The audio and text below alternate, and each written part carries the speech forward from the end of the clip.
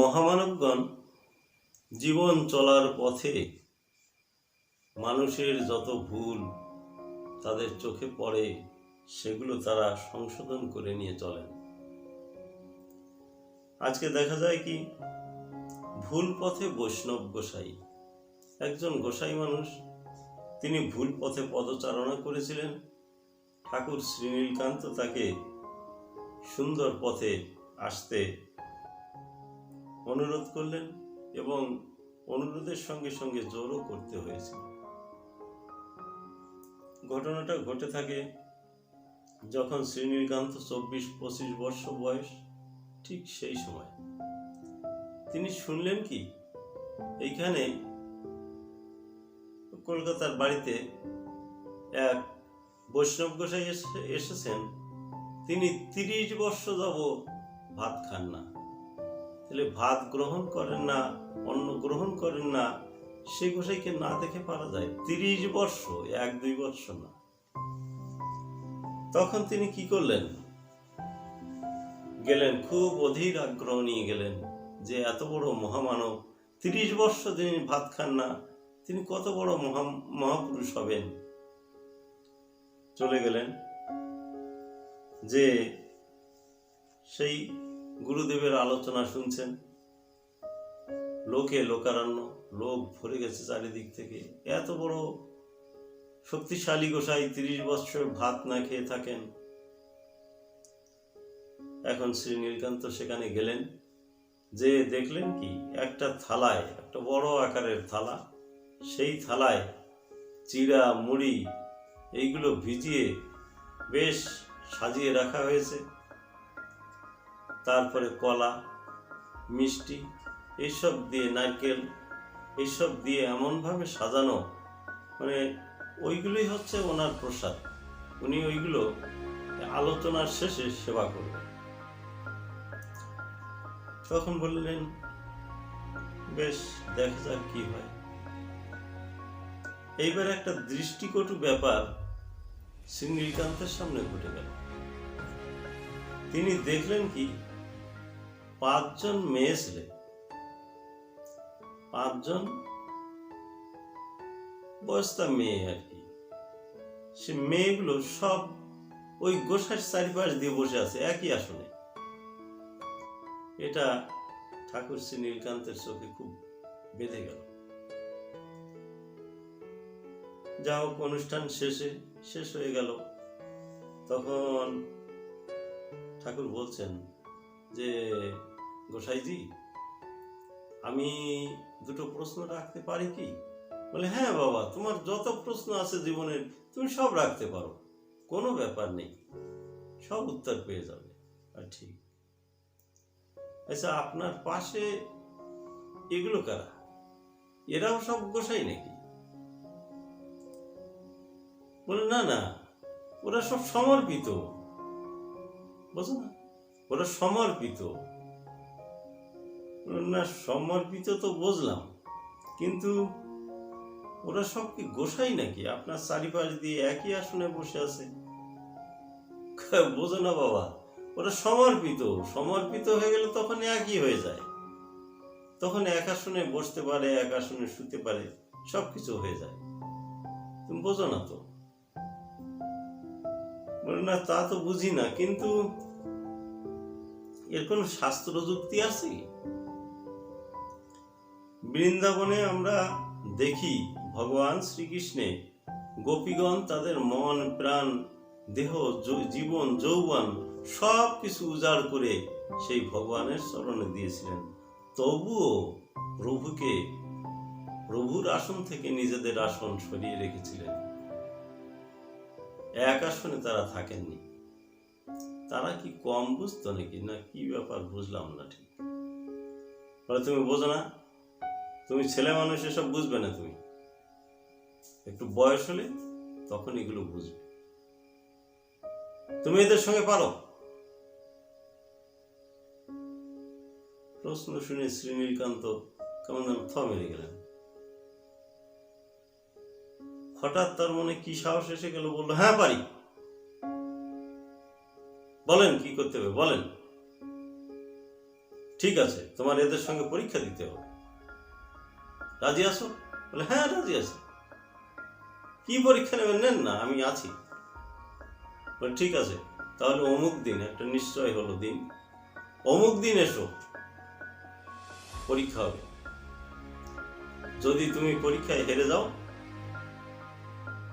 তখন সাজা নিতে হবে। বলো ভালো কথা, দেব পরীক্ষা। এইবার সে রাত্রের মতো তিনি চলে গেলেন। আসার পরে ভাবছেন কি পরীক্ষা দিতে হবে, আমি তো ব্রহ্মচারী মানুষ, এ আবার মেয়ে ছেলের ব্যাপার, কি পরীক্ষা দিতে হয় না জানি। তা বললো যে বাবা, ঠাকুর আমাকে বলেছিলেন শ্রী নীলকান্ত গোস্বামী, যে আমি যে বসলাম। বললাম হ্যাঁ, আপনি এবার ডাকতে পারেন ওদের, আমি পরীক্ষা দিতে রাজি আছি।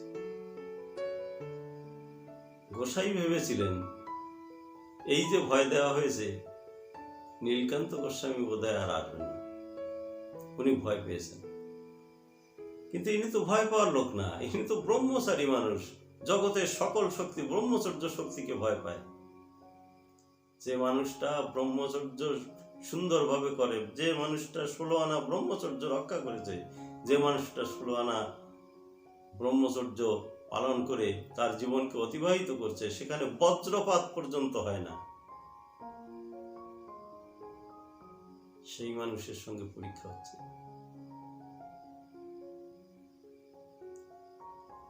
গোসাই ডাক দিলেন, ললিতা,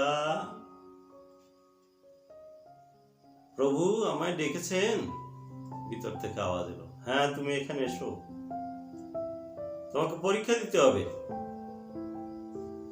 বলে আদেশ করুন প্রভু। বলে যাও, তুমি এর সঙ্গে পরীক্ষা দাও। ঠাকুর শ্রী নীলকান্ত সেইভাবে বসেছেন, মানে শরীরের গঠন তো বিরাট শরীর, মোহনীয় শরীর, গঠন শৈলী খুব সুন্দর। আপনারা তো দেখেছেন ঠাকুরকে, চুল তখন মাথায় ভরা, শেষ বয়সে তো চুল ছিল না, চুল মাথায় ভরা, চুলে সাবান দিয়ে চুল ফুলে মানে এখন সিংহের মতো দেখাচ্ছে, তিনি সিংহ বিক্রমে বসে আছেন। ললিতা সখী এক পলক দেখে উল্টো দৌড়। বলো আমি বললাম তোমাকে পরীক্ষা দিতে হবে। বলে প্রভু আমি পারলাম না, হাত জোর করে দিয়ে চলে গেল। এইবার বিশাখাকে ডাকলেন, ললিতা, বিশাখা, চম্পকলতা, এমনি করে 5 জন সখী, সবাইকে ডাকলেন। মানে গোসাই নিজে কৃষ্ণ আর সব সখী, 5 জনকে ডাকলেন, একে একে 5 জন দৌড়ে পালিয়ে গেল। তখন গোসাই নীলকান্তকে জড়িয়ে ধরলেন, যে বাবা আমি তোমার কাছে হেরে গেছি বাবা, আমার মনে অনেক ধারণা ছিল যে আমি বোধহয় অনেক বড় গোসাই, জীবনে যা করছি সবই ঠিক করছি, কিন্তু এখন দেখলাম তোমার কাছে আমি পরাজিত, আমাকে তুমি ঠিক পথ দেখিয়েছো বাবা, আমি ভুল নিশানায় চলেছিলাম। বলো যা হোক, আপনি ভুল চলেছিলেন, ভুলটা ধরা পড়েছে, আপনি এখন থেকে শুধরে যাবেন, এখন থেকে ঠিক পথে চলবেন। বললো বাবা আমি তোমার উপরে অত্যন্ত প্রীত হয়েছি, অনেক খুশি হয়েছি, তা আমার কাছে একটা শক্তি রয়েছে, আমার গুরুর দান, আমি এক জায়গায় বসে 3 দিনের পথ দেখতে পাই, সেই শক্তিটা আমি তোমাকে দিলাম, তুমি এক জায়গায় বসে 3 দিনের রাস্তা দেখতে পাবে, এই 3 দিনের রাস্তার মধ্যে যদি কোনো ঘটনা ঘটে তুমি সেইটা জানতে পারবে, একটা শক্তি এই যে দিয়ে দিল। এমনি ধারা অসংখ্য শক্তি, অসংখ্য গোসাইরা ঠাকুর শ্রী নীলকান্তের মধ্যে দান করেছিলেন। তা আমাকে বলেছিলেন যে বাবা মালের গুদাম যদি ঠিক থাকে মশাই, কত লোক মাল রাখতে আসে, তাই আগে নিজের এই গুদামটাকে ঠিক করো, লোকে এসে মাল রেখে যাবে। ঠাকুরের কথাগুলো খুব ভালো লাগতো। এসব কথা সত্য সত্যই বড় দামি কথা, তাই বুঝি নাই তো।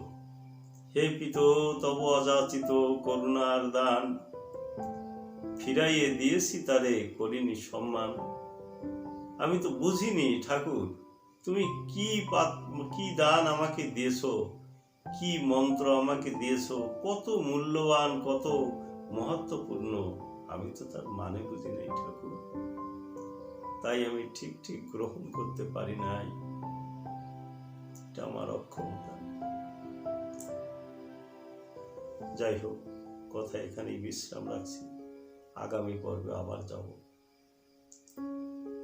জয় সত্য হরি, জয় জয় বিশ্ব সুখ সত্যানন্দ প্রেমানন্দে হরিধ্বনি বলমন হরিব। জয় জয় শ্রী নীলকান্ত মাধুর্য মহিমা রামানন্দ বীরানন্দ অসীমানন্দ প্রেমানন্দে হরিধ্বনি বলমন হরিবল। সর্বসাধু গুরু বৈষ্ণব প্রেমানন্দে হরিধ্বনি বলমন হরিবল।